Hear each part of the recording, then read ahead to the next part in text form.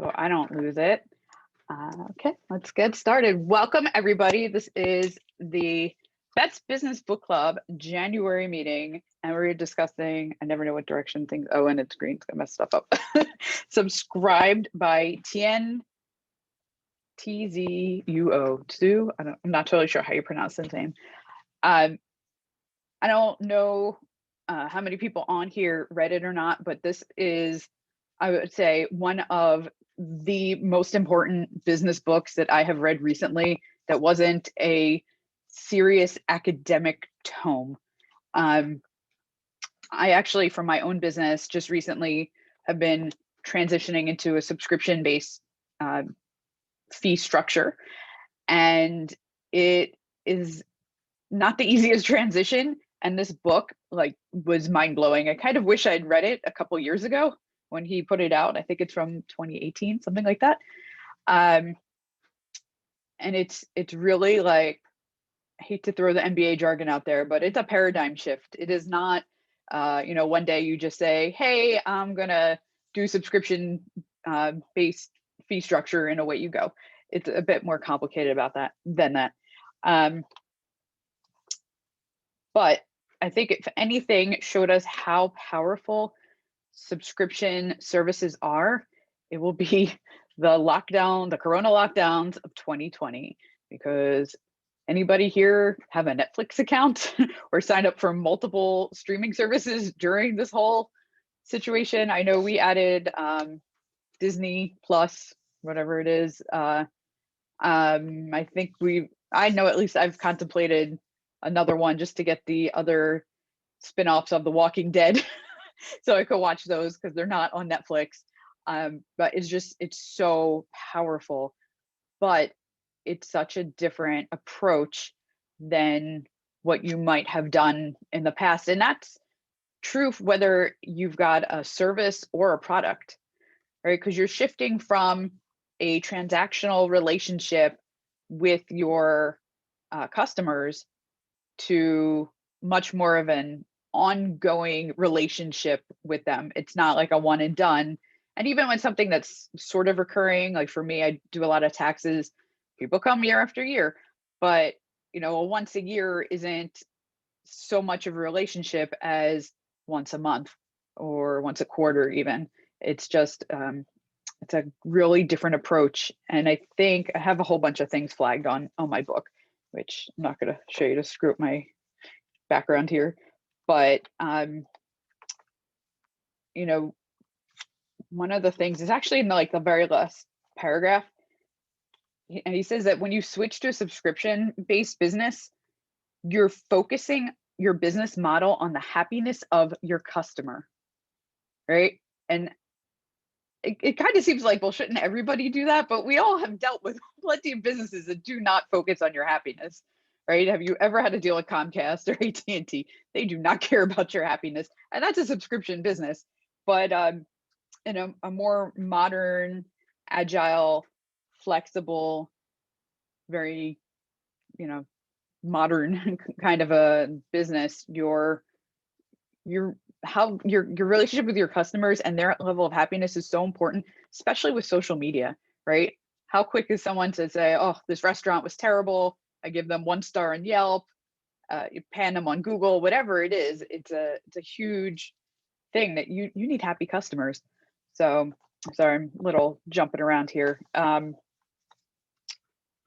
Let's see. We don't have a lot of readers to talk about it, but I'm trying to see. So, okay, so I think one of the important things, and I don't know how to show this, you might have to go out and get the book unless he's got some of these infographic things online somewhere, but he talks about the old traditional business model versus the new model. So the old one is kind of like you have your product or your service at the top, and it goes down through different channels. Like, how are you selling? You're selling like through a store, you're selling online, things like that, and then you get to your customers. So it's kind of you start at the top and make your way down to your customers. Whereas this, you're going to make your customers the center of your world. So has anybody had any experience with this, trying to shift how you are maybe delivering your product or service or anything like that? And if you're shy, you can type it in the box. You don't have to unmute yourself. I'll read it out there. So I think one of the interesting things to me was, this was clearly in his experience at Salesforce, his first experience really trying to build a customer-centric organization, because a lot of the concepts, some are very subscription oriented and the importance of monthly recurring revenue, which I thought was really interesting. And then others were just kind of the general, like you're alluding to, are your customers happy with you? Are they wanting to stay with you? Because your churn rate is really important. Like, I think one of the most interesting things, because he's a Salesforce guy, is having dealt with Salesforce a bunch of times, is they talk this great subscription game about how, their customers are always there month after month, but the bulk of their customers are on 2-year or 3-year contracts. So, it's a little bit of a mixture, because if you look at a lot of the SaaS companies he's talking about, they all try to get you into an annual prepay where they give you 1 or 2 months free. So even though monthly recurring revenue is the metrics we're all tracking, everyone's really trying to get annual recurring revenue. And there becomes a question of, when you're modeling it, what I thought was interesting is, working from that assumption, like if you start from the idea that your clients are all coming back next year, less some churn rate, 10%, 20%, whatever you historically know, you kind of flip your model in your head of, what do I know is coming in? What am I trying to get coming in? As opposed to, the starting from blank slate that salespeople love to be like, my month-to-date numbers are back at 0 and start going. It creates a little bit more of a, how do you tie your expenses to your revenue, not in an accounting sense, but in an actual like operational sense. Okay, I know I have a couple accounting people on here, so I'm just gonna hop right in. He like totally destroys our tried and true P&L report. He's like, it's so worthless because it doesn't take into consideration things like its recurring revenue. Um, and he's right, but I think so he tells a story about how when they were trying to shift the business model in his own business, that um, he brought the proposal to his board of directors. And one of the things he talks about in the book is a lot of times when you're shifting from your traditional business model into this subscription model, is that a lot of times in the very beginning, you're going to take a revenue hit, right? Because instead of having these big, especially these software companies, instead of having these big purchases like QuickBooks desktop, right? Oh, it's a couple $100. You're going to buy it each year or not. Sometimes people don't buy it for years on end and just use the old legacy version, but you're expecting to have these big sales. And now here you are saying, okay, instead of having, $300 sale once in a while, now QuickBooks Online, you shift to that. And it's like, oh, well, now it's only $20 a month. So at first it looks very scary. And he tells a story that he brought this with his CFO, he brought it to his board and they were like, you guys want to like give your customers more and bring in less revenue? Are you crazy? So he reworks his whole P&L and he really trashes the P&L and tells you how like it's not helpful, blah, blah, blah. And I think he's a little bit right, but, and this is like a real technical accounting thing because he's an MBA, so he doesn't really know accounting. He models a cash flow, right? Because he starts talking about how you've got your recurring revenue and your recurring costs to support that revenue. And the difference between those two things is kind of almost like your cash flow, right? Because the rest of it is, I'm going to call it overhead. It's not really overhead, but it's everything that else supports the business, like your payroll and your rent and like all those kind of things. So I thought it was interesting that he's just coming up with a different approach to um, just looking at the money in your business and how that works. I don't know if anybody's got any ideas about that, about how our traditional P&L doesn't necessarily work for for all new business models. I mean, I like that because it was a geeky accountant thing. Well, I think Yeah. one of the interesting things, when you talk about the P&L is, one, it's backwards looking. So it's not actually a helpful decision-making tool. The P&L is designed for very simple purpose. SEC regulated entities being able to have the financials that we can all read on, but it doesn't tell you anything, because what you're calling cash flow, cash flow and revenue in a world of credit cards are kind of the same thing. Almost nobody's running real net 30 anymore. Your invoices get paid either right away or you're chasing people down for like 6 to 8 months. No one actually, processes a check 30 days later. Not virtually no one. So I think a lot of that is true. And look, this is the usual West Coast. We've discovered something brand new and it's really the same as everyone else's, but we gave a new term on it. So, I mean, look, that's going to come when you read a Silicon Valley book. But, to me, the most interesting thing is if you don't know what your sales are and you're guessing, you've got a much higher risk issue than if you've got either contracts or inertia. Because, if you have a contract for next year, okay, the only thing I'm worried about is them not paying their bill and breaking their contract. If I don't have a contract, but I have people that stay on year after year, well, I know what my churn rate is. So I know that I'm going to have roughly the same, less that. So I think in both cases, compared to, to me, it's a pro forma on a cash flow basis that's actually based on something. So I think like that's kind, if I look at my, recurring revenue stream instead of I made something up in the pro forma, then I end up with the same thing, because it's really, I'm projecting out revenue for next year.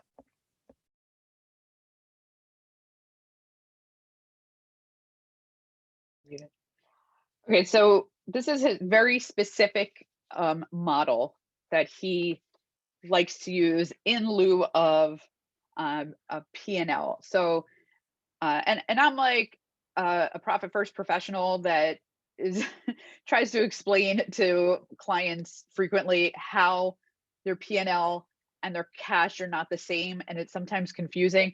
But he breaks down his traditional model was you have sales less the cost of goods sold, so whatever expenses directly relate to your product, and that gives you your gross income. Then you're going to subtract out your sales and marketing, R&D, administrative, and that leaves you with net income, right? So this is a very basic P&L structure. So his structure that he's using, right? He uses the annual recurring revenue run rate, right? And you're going to spend a percentage of this to be your cost of goods and to reinvest in the business, minus your churn, right? And your churn, for those of you who don't know what churn is, it's when you lose customers, right? So it's like, oh, someone signs on, they don't really like it, they cancel.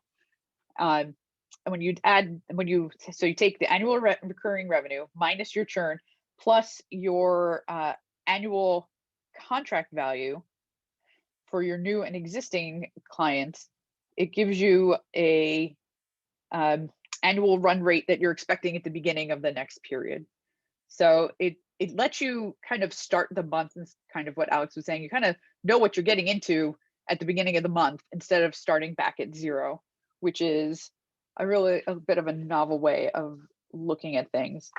All right, so let me get a little bit like specific. One of the things he talks about as being a bit complicated is pricing. And I think that's true regardless of your business model. I think most of us on this call are business owners. It's one of those things that we struggle with all the time. Like, am I charging enough? How do I know? And if you ever try to do a flat fee or a value-based fee structure, it's so complicated. And I will tell you, I have screwed it up many times and taken advantage of a number of times.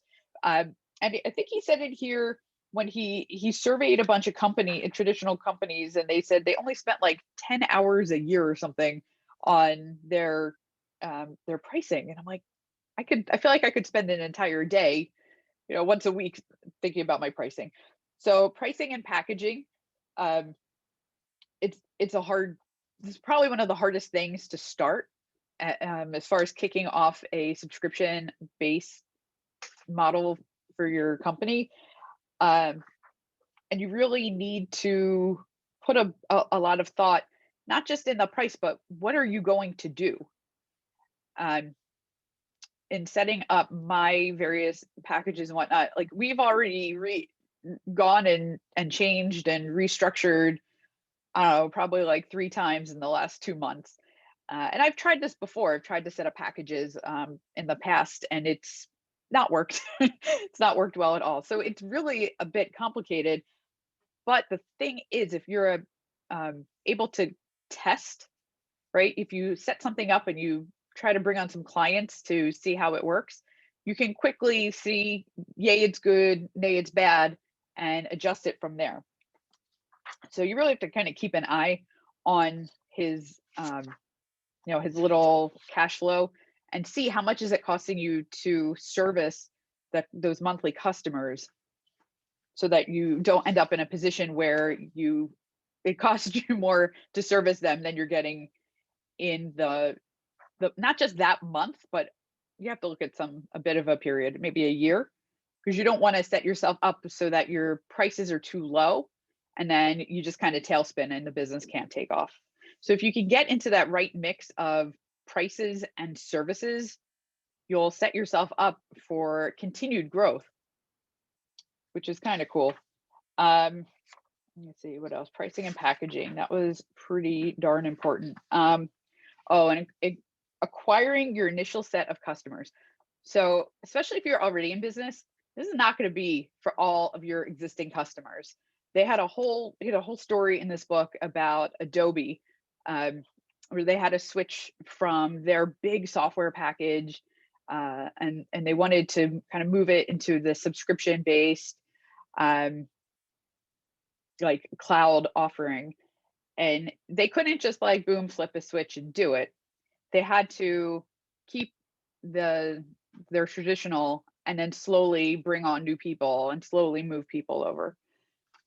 So, and acquiring your initial set. So yeah, you got to find customers that are kind of in line with this style of thinking, which can be a challenge, and you're not trying to sell to everyone, literally. You got to find people who are kind of on board with what you're trying to provide. I give you guys some good stuff in here. If anybody's got any thoughts or anything, hop right in. You don't have to listen to me the whole time. So one of the things in there that wasn't as much like the accounting related was talking about really the businesses and how they work. Like you mentioned Netflix. If we remember, in like ancient times last century, you would go to Blockbuster, and yeah, you paid an annual fee for membership or whatever, but you paid to rent a video and then you return the video.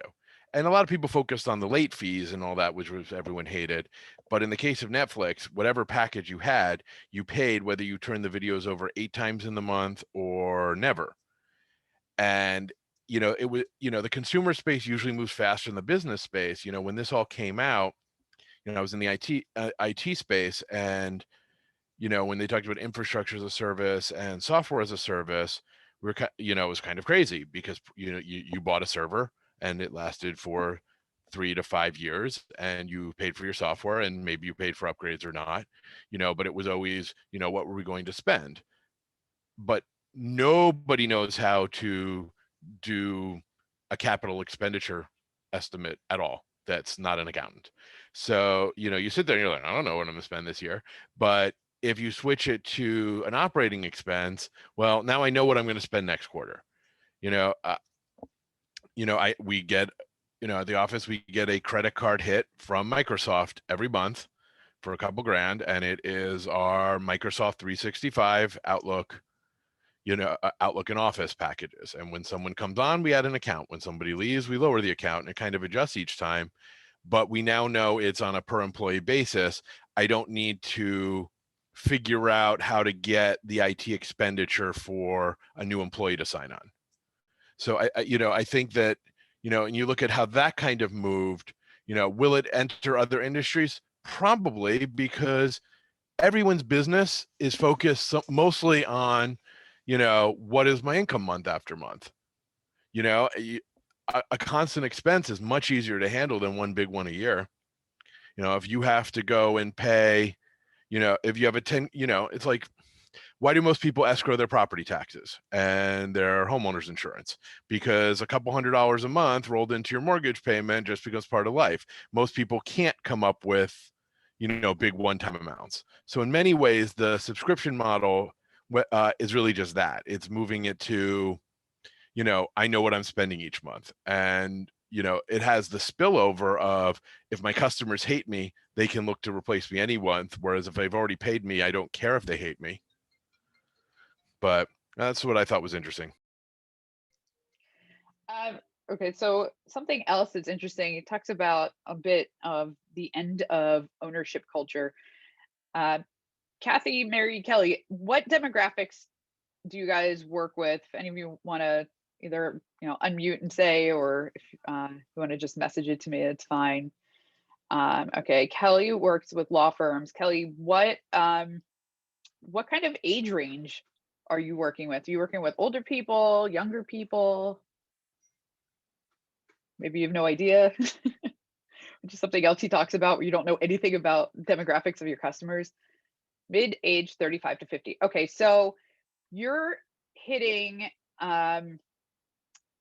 maybe it's like, well, you're hitting like old millennials through Gen X, more or less, right? And something with those millennials and the younger, and that's Gen Xers to some extent, have kind of gone through this, like, you buy things phase. Like when we were younger, would buy all kinds of crap, like fill up your apartment with all these things, right? And then as you get older, you're like, oh, do I want to own all this stuff? But now, like, the younger people are like, why do I need to even own anything? I don't even need to buy a car. I can Uber, right? I can, I don't know if Zipcar is still around anywhere. It's not by me in Florida. Or, if you're really urban, you can take scooters around. Like, you really are getting rid of this idea of owning things. So it's kind of inherent in how people are expecting just things in their life to operate, where you can just rent it, right? And if I need accounting services for a few months, and I can go to Bette and say, hey, can you do accounting for a few months? And then they're like, yeah, we don't really want any more. Cancel it. It's becoming an expectation that this is how businesses will operate. Mary said she works with small service and retail business. Mary, same question. Do you know like age range of the owners that you're working with? I'm going to say about 40 to 70. So you might not run into this as much with the 40 to 70 crew. I mean, I'm 40, but and I still sometimes, like, I did buy a car, just bought a car, but definitely have thought about, like, oh, do you need a car? Like, could you get away with just taking Uber? And I know people who do it. They're usually much younger, but it's certainly something to think about if you're working with younger people, that this is just going to be their expectation. They can just go online and sign up for whatever it is they want. They want TV for the month. They want, I don't know, the groceries delivered for the month, whatever it is. They're just going to have a different perception from this. I need to buy stuff, like I need to buy apps or software. It's just a different, it's different thought process. And, if you want to stay relevant with the younger generations, it's something that you really have to think about. Kathy, what, I know, Kathy, you do like more of a consultative service. Do you know what age range you mostly work with? I don't know if we still have Kathy with us or not. It's okay. Otherwise, but I thought that was just super interesting, that really, that just whole end of ownership. Yeah. So, oh, you know what? I don't know if we still have Alex. I thought something else that was interesting, where he talked about how hard it was to get the information about your customers. I actually just started this year. I have tried a few times, but I think I'm finally successful in implementing a CRM. Is anybody else using a CRM? No, I'm not. Any Well, any do you mean for marketing purposes? Or marketing, sales? I guess it's more marketing and sales for any really quickly here. Kelly said, yes, she's onboarding with I am currently restructuring a Zoho process, and probably I've done a few Salesforce migrations in the last, couple of years. And I think one of the interesting things is, and this is where I just find this interesting, the sales team always wants a CRM, right? Because they're tracking their sales process, but CRMs aren't designed for sales. They're designed for managing a customer relationship. So it all gets kind of hackneyed in there. But what's interesting about it is kind of that, who is your customer? You've got some really broad concepts, but it's kind of a well-known truism that it's easier to sell more to an existing customer than to acquire a new customer, right? And that's kind of the concept behind a CRM, right? Your salespeople bring someone in, and then your account managers kind of work the account for whatever number of months, years that they're with you. And I think what's interesting in the subscribed observation is, what is that new service? On the consumer side, Netflix started as a DVD mail order business, and then they added the streaming, and then they kind of switched to streaming entirely, and migrated their users over. But, Amazon started by offering 2-day shipping, and now offers, and then added music, and then added video. Apple sells products, but is utterly, adamant about that kind of growth. So, what does a CRM do? It lets you know who your customer, little things. Do you call people on their birthday? You have a personal Rolodex. Do you do that for your customers? I mean, the most basic CRM is your contact file. So there's a lot of, yes, there's the sales deal tracking, but really it's how do I keep track of how people are without an actual, you can have like a planner or something. I don't know. I've seen them. I gotta say, this is another thing I have tried multiple times. I tried to use Insightly. I tried HubSpot, which I really wanted to work, but to get it really working, it's so expensive and complex, and it just didn't happen for me. And right now I'm using Pipedrive, which is focused on sales, but it lets you keep track of a lot of information about the people who are in there. So I'm really using it to see, like when I have all of my clients in there, what types of tax returns am I doing for them? What other services am I offering them? How can I piece out like different types of information? Who's on payroll? What payroll services are they using? Who should be on payroll? Who isn't? And it just lets me stay on top of clients and say like, hey, here's a missed opportunity for you. Maybe you're missing some tax planning. Maybe you're doing this. I'm offering them a lot of value by keeping track of specific information about them that otherwise, yes, I have it all theoretically. It's in my tax software. It's in their accounting system. I know it in my head somewhere. But without having that database to know all this information about your customers, it's really hard to figure out what is it that they need or want so that you can deliver it to them. Mary said you tried Insightly, don't really have time, trying to use Constant Contact, can't seem to have time for that either. Yes, well, you know what, Mary, I will tell you, I have hit the point where I also don't have time for a lot of these things, and I actually had to bring on some help from marketing, just for marketing, like taking these videos, getting them on YouTube, getting them on my website. You can't do everything. I say you're the CEO, the chief everything officer. And at a certain point, you run out of hours in the day and you got to find what's important to you and what can you hand off. And that, it might be that you need a little help with just that kind of administrative marketing piece. And it doesn't have to be serious. Like you don't have to have these web shows or anything crazy like that. I put together, I had a VA at one point, and I put together a list of birthdays of all my clients because someone had to manually go into my tax software and literally make a spreadsheet with all of that information just so I could be able to send out like happy birthday postcards. We have all this information. It's just not easy for us to get it together in one place.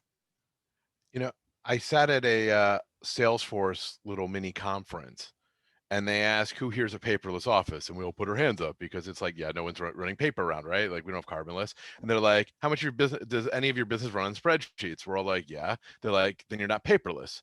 And it was like a light bulb went off. You're like, you're right. a spreadsheet's digital paper, not an actual calculating one, like with a business model. Like if it's an actual spreadsheet, that's different. That's using it. But if you have a list of birthdays, that's data that should live in a database. That's not a spreadsheet. If there's no calculations involved and you've got it in a spreadsheet, it's because you don't have systems. And it was really, that was kind of the eye opener of what are all the business processes we have on Salesforce on digital paper. What lives in a Google Drive, what lives in OneDrive, what are we tracking there? How do we build that out as a Salesforce app? How do we build that out as a Google form? Like whatever the system is, it doesn't really matter. It's just that you need to actually have a system so that there's some standardization. Otherwise, you might as well be sending a notepad around the office if you're just keeping it on a spreadsheet, because it's slightly easier than erasing, but you still don't have the automated way. Whereas if it's in a system, you can then tie it in to put an alert on your calendar to call them on their birthday. You can put an alert to mail them a card a week earlier. You can tie in with someone's system that does it. But if it's on a spreadsheet, you can't do any of those things except load it into a program that actually does things. So really that effort to get everything out of digital paper, okay, it's better than paper that but if it's on digital paper and then you print it to look at it, and then you sit there with a highlighter, and then at the end of it, you throw it in the shredder and you're like, okay, I've done it. You're still paper-based. You haven't put a system together. So I think that was really, a little off topic on Subscribe, but also not. How many of these little cloud apps solve a problem? How many different calendaring apps have we all looked at because sending a whole bunch of emails? We just had a directive at the office that is no more email threads. Email announcements fine, but if there's a discussion, it needs to go on Teams. And while none of us really like Microsoft Teams, it doesn't matter. It's at least gotten rid of I open my email and I have 400 messages and it's everyone saying me too, and that's useless. So, getting it out of there and into a chat program. So really, it's really about what are these little services, cheap or free, that make it easier to do my job and run the business, that are really important. And that's really where, the subscription model is. And it's so interesting. And, I see Mary's comment that, tried Insightly and didn't have the time and Constant Contact. Like they're all time consuming to learn, but how much time do you actually spend? How much time do you spend because you're only doing half the business you should be? So you're spending twice as long on marketing that you should because you don't follow up with people or you don't stay in front of people. In marketing, we always talk about points of contact, hopefully positive ones, but every time you email people, every time you send them a message, every time they see you on LinkedIn, it's that kind of point of contact that builds the relationship. And, that is kind of that, how you do business with people and not companies. Like without those points of contact, things get kind of lost. So a CRM, if you're looking at it as a sales tool, okay, you don't necessarily have time, you may not need to. If you look at it as how do I organize my day, none of us would go back to, my mother used to use like a paper, I'm sorry if anyone here on the list, my mother used to have like this paper planner, and I would watch each year where she would go and copy phone numbers from one to the other. And it was like this cathartic thing I couldn't contemplate that. My calendar's been passed from phone to phone for like 12 years, and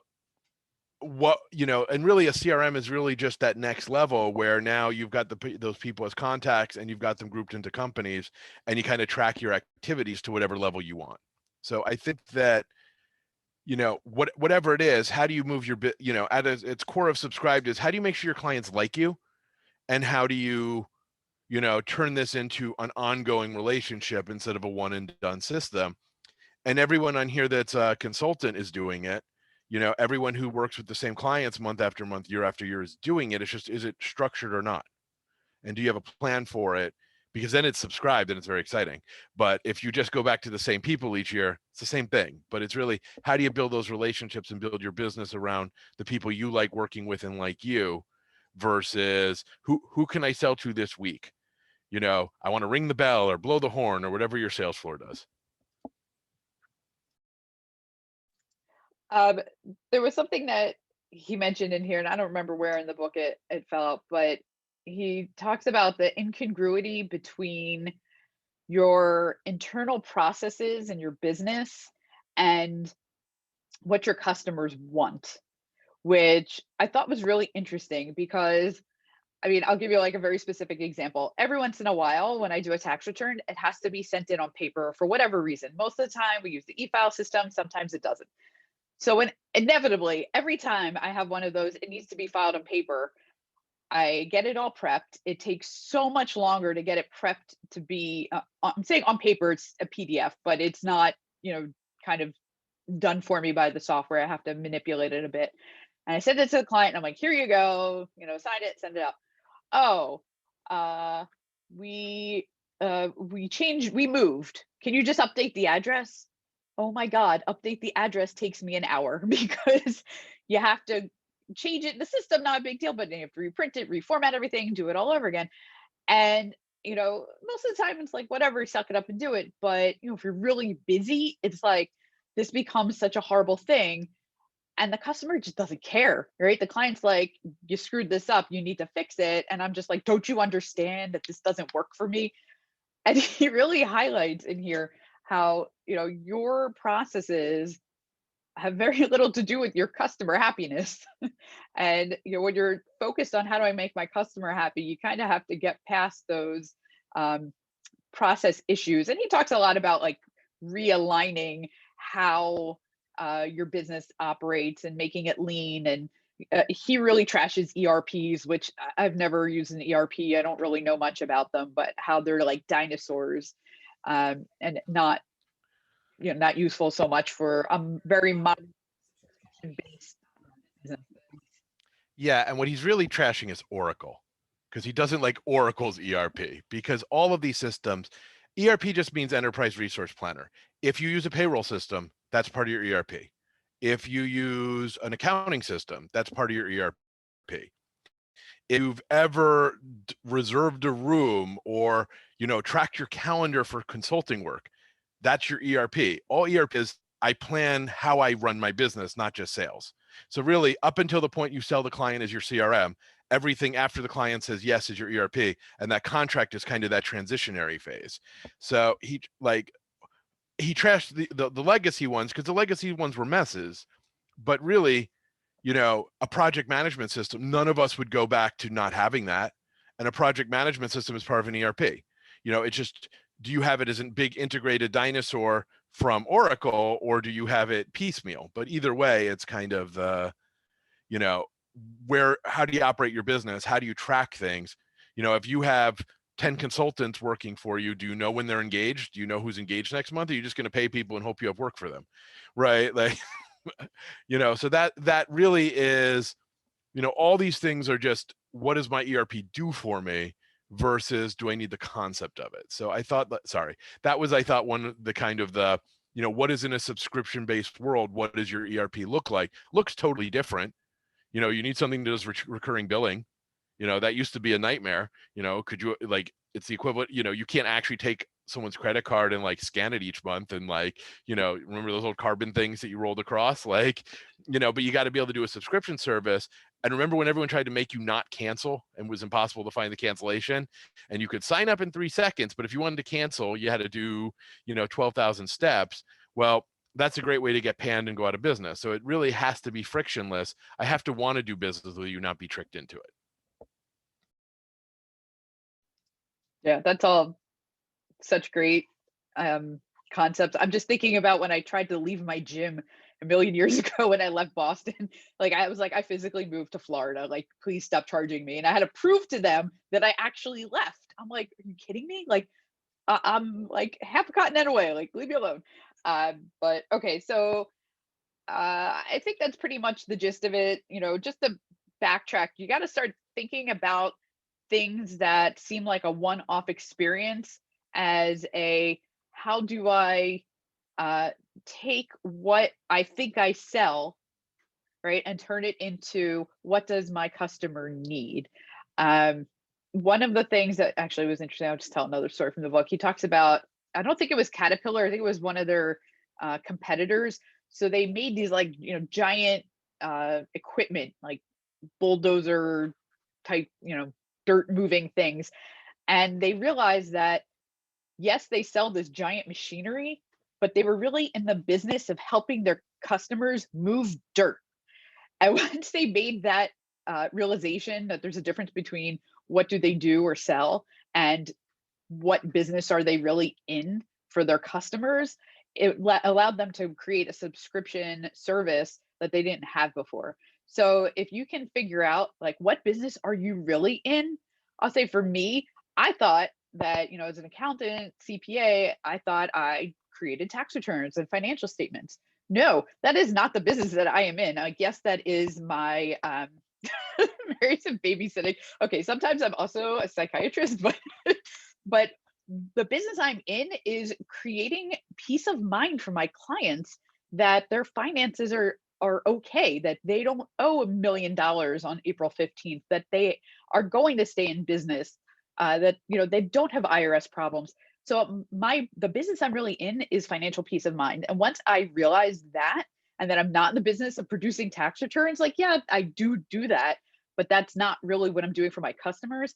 It helped me figure out how to create a subscription-based service. So that's going to be the thing that you're going to have to go home and think about, you know, what business am I really in? How am I really benefiting my clients? And then once you do that, start to think about how do I turn that into a service where I can have an ongoing relationship with my clients that goes on and on. How do I interact with people who don't necessarily buy things, right? They just rent them. So if they're renting you, they're renting like a piece of your brain. How can you turn that into a subscription service so that they keep coming back to you? And, you know, finding the right clients. Anybody who is any kind of business consultant will tell you, like, your customer is not everyone.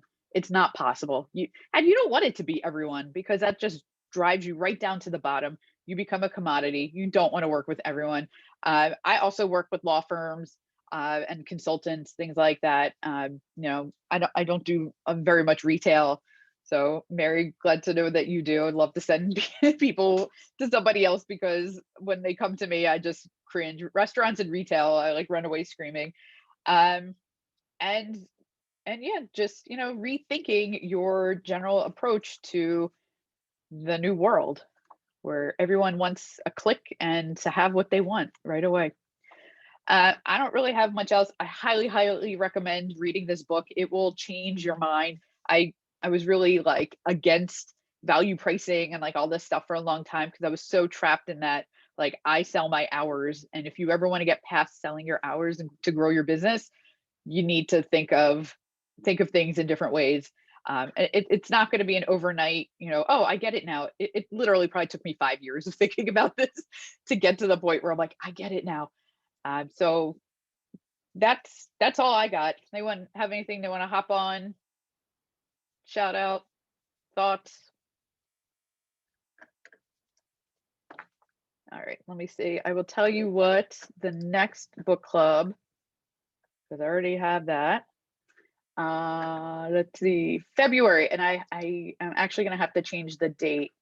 The next book is Delivering Happiness, A Path to Profits, Passion, and Purpose, which I believe is written by the guy who founded Zappos. I thought it was a nice tie into this subscription. It's like, how do you, okay, you got somebody who wants to work with you, they like you. How do you make sure they're happy? You want people to have that good customer experience. So on Facebook, I have a group. It's Bette's Business Book Club. We'll try to see if I can drop the link to it in here. Go and join that. I also have I've been doing this for like a year or two. I don't remember at this point how long I've been doing it. If you want to see old books that we covered, they're on YouTube. You can go find my YouTube channel. They're also right on your website. And on my website, which is bettehoffner.com. It's easy, maybe easier to figure out. Okay, here's the link to the group. But if you go to the videos on your website, there's book club, and it will take you right there. It is also there. Thank you so much.